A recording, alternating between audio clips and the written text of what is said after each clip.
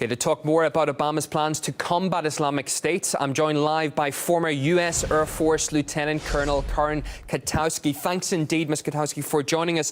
What impact on the already volatile region could U.S. airstrikes in Syria have? Well, I think it's going to increase the level of confusion on the ground and panic for a lot of people. Certainly, we know when we drop bombs and shoot missiles from a long way away, we're not as accurate. We don't get the targets that we want to get. And you'd think we'd learn from it, but instead, that was a big part of Mr. Obama's speech. He wishes to continue the kind of bombings that have not worked in Afghanistan or Iraq very well. It kills people. It causes confusion. When we make mistakes, and we always do, we always get civilians, this just adds to the anti-American sentiment in the region, which does not help us in the long run.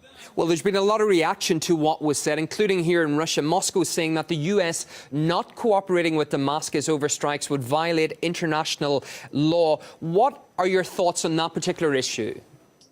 Two things. One, they're right. It is, if they don't have permission to drop ordnance on the territory of Syria, then that is an act of war. There's no doubt about that. That's very straightforward. The other point that we have to remember is, you know, Obama has been violating international law for at least 2 years in assisting the rebels in Syria.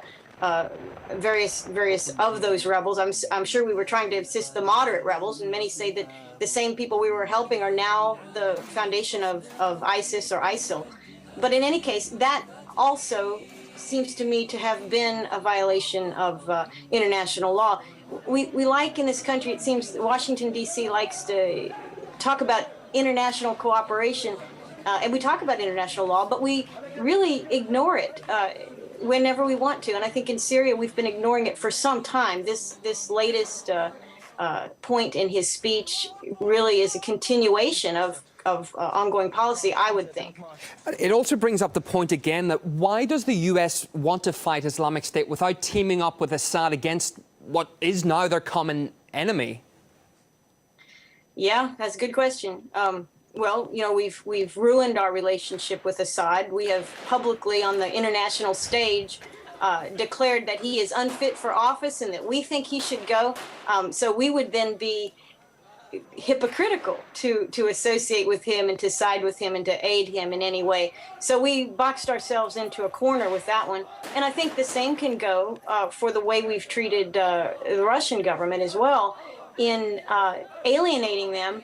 We also can't exercise the benefits of an international cooperation with these countries that we have demonized and alienated. Certainly Syria, we're seeing that there.